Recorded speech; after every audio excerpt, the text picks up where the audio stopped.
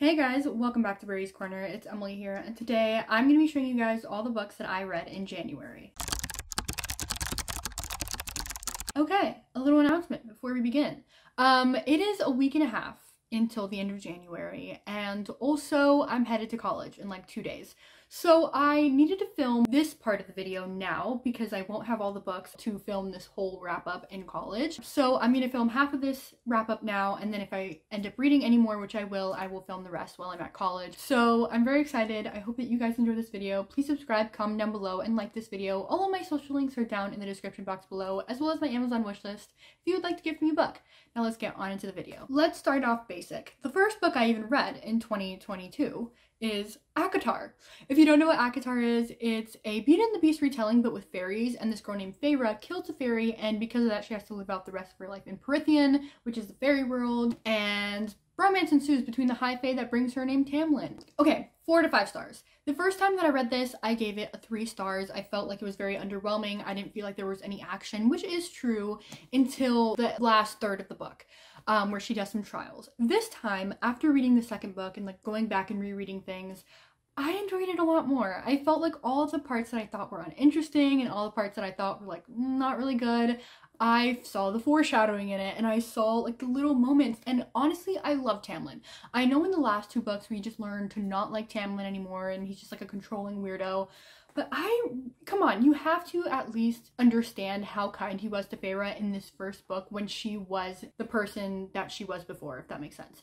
I think they went well together in this stage of her life, and I liked him. I gave this book a 4 to 5 stars. I appreciated it more than the first time, and I'm excited that I'm glad that I read this book. Of course, moving on to A Court of Mist and Fury. It's so big, 630 pages, which is honestly not that big for fantasy novels, but it's just big for me. I love this. Rhysand, I love him so much. I love Velaris, I love the Night Court, I love everything about it. Like literally just who allowed like the scene where he's like literally recalling like back to when they first met, even before then, and she's like making him soup. Kill me now. Like literally I love it so much. I love how much Feyre like comes into herself and is allowed to be who she really is. It's just a vibe. I gave it a 4.25, which is really random, I'm sorry, but it was just a little bit too long. It needed to be cut short. It really did. There were a couple of scenes that could have been cut out. I do agree with that. But overall, gave me the little fuzzies inside. Yeah, I'm very excited that I read this book. So since we know that I don't read fantasy, it was getting a little bit too much for me, but I still knew that I wanted to continue the series. So I picked up Milk and Honey by Rupi Kaur. This is a poetry collection. I picked it up because I really wanted to continue on with the series, but I needed a quick, small break, and I knew that this would be the one. I read The Sun and Her Flowers by Rupi Kaur, and I absolutely adored that book. I thought it was really, really good, and so this one is the most popular by her, and I decided to pick it up.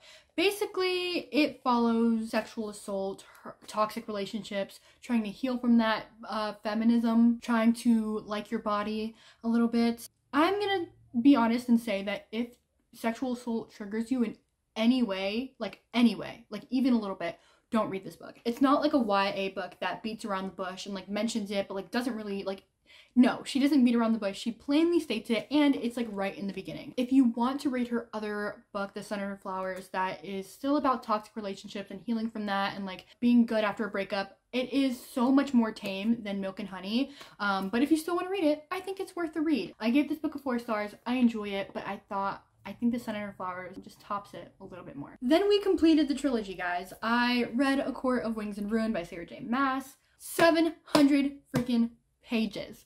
Who allowed her? 100% this could have been cut out, like some scenes could have been cut out. What I really wanted from this book was friendship. The first one we had Tamlin and Feyre, the second one we had Rhysand and Feyre, Rhys, whatever.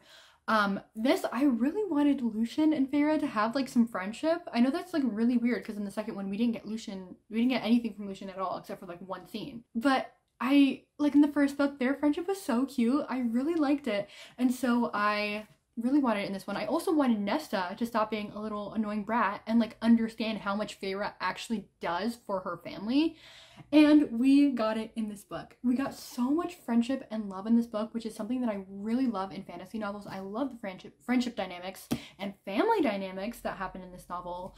The political aspect was very much the forefront of the story, but I also felt like there was such a good balance between friendship and sisterhood and romance in this novel. So I felt like it had really good balance. I gave this one finally a 4.5 out of 5 stars. Okay, moving on to a couple of books that I read for a reading vlog that's kind of a secret. It'll be coming out soon. I have a lot of pre-filmed videos, so hopefully, I don't know, you guess what it is. The first one is Skin of the Sea by Natasha Bowen. This is a Little Mermaid retelling, and it basically follows this girl named Simi, and it's based off of the 15th century slave trade, which I thought was literally genius. I love that. And basically Simi collects souls to be blessed from people that die in the ocean from, you know, the boats. Beautiful concept. I just don't think the concept was executed well. I don't think that Natasha Bowen has very good writing. It's very simplistic. It's very young. I feel like she tells you what's going on, all the action that's going on, instead of actually showing you and like letting the characters act it out, I guess. If you are young, like middle school going to high school, and you are getting into fantasy, I think this book will be good for you. I truly think you will love this book.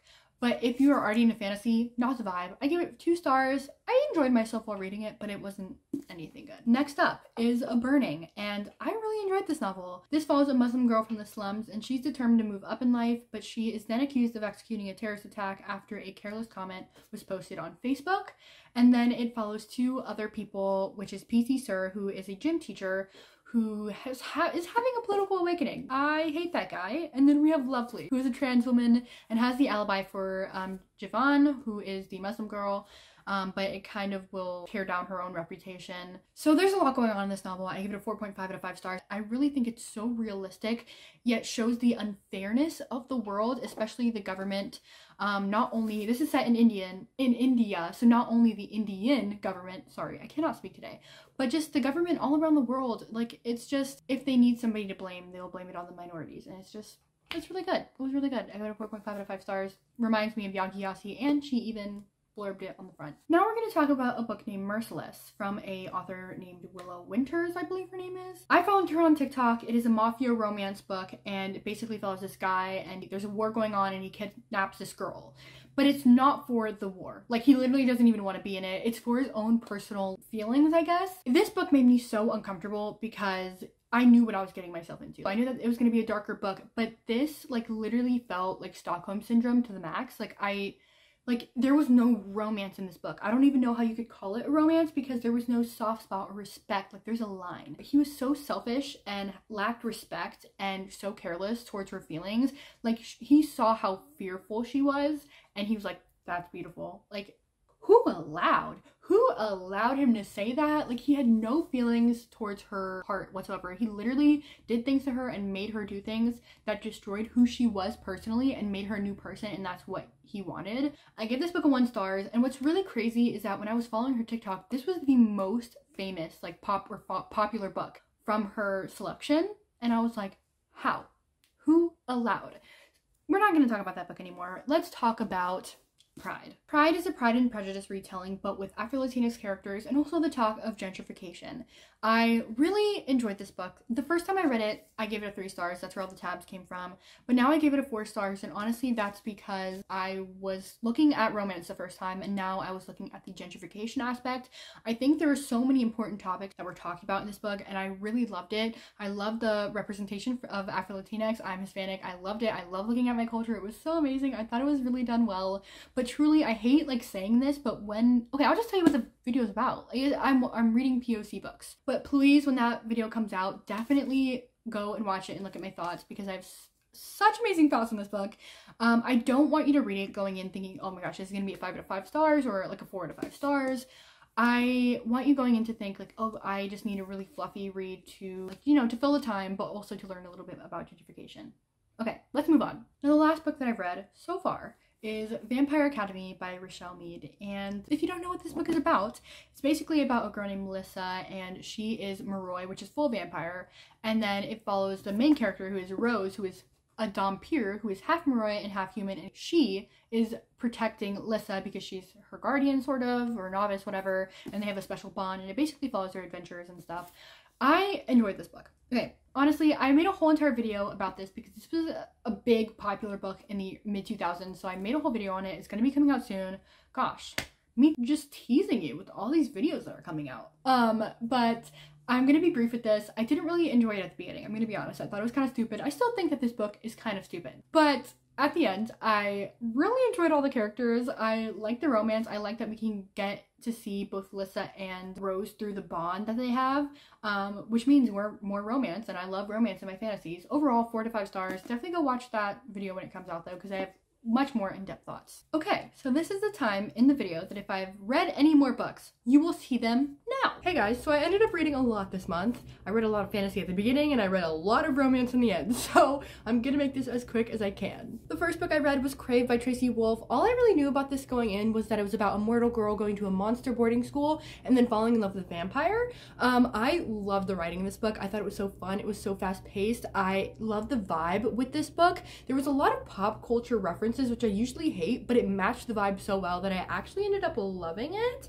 Sometimes the plot was kind of weird and I didn't really know where it was going, but the amazing characters in this book made up for it. Like, I love the characters, and honestly there's a lot of flaws in this book, so I feel like it would be a 4-star book, but because I loved it and stayed up till 6 a.m. reading this book, which I never do, and read it all in one night, I'm giving it a 5 out of 5 stars. I just loved it so much. Then I listened to In a Holidays by Christina Lauren on the way to college, and basically it's about a girl named May and her family and her family's friends, and every single holiday for a week they go to this cabin to celebrate the holidays, but on this specific one they're selling the cabin, and she kissed the brother of the guy that she really likes, so she asked the universe, what will make me happy? And the universe puts her into a Groundhog Day situation, and so she's repeating the same week over and over again. When this book came out, everybody hated it. There were such mixed reviews, and honestly I hate Groundhog Day situations. I hate the repetitiveness of him, but because it was a whole week instead of one day for the whole entire book, I actually kind of liked it. I also think I liked it because of the audiobook. I think that medium just worked for this book for me. Also, Christina Lauren's like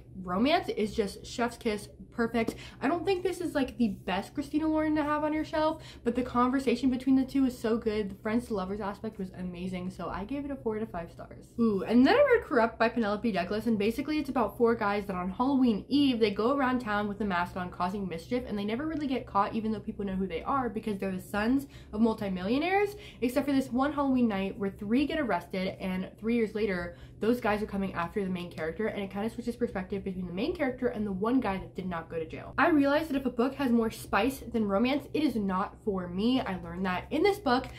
This is a 5 out of 5 spice level, so if you like dark romances and you like that spice, go ahead, go for it. I actually saw this on somebody's favorite of the year list, but oh my gosh, it was not for me. I thought the writing was good, did not like the plot, so I gave it a 3 stars. Then I read The Bromance Book Club, which is basically about a guy named Gavin, and his wife wants a divorce, so he goes to a book club to read romance to help him salvage his marriage, and I love this book. Something about a guy like literally being all in for a girl, like showing off his ring, like literally thinking that his girl is so sexy, like no matter how many times he's been with her, like it's just amazing, and I loved it. It just gets me going. I loved it so much. This is about like a 2 on the spice level. It was so wholesome, especially for adult romance, so if you're trying to get into the genre, I think this is the perfect way to go.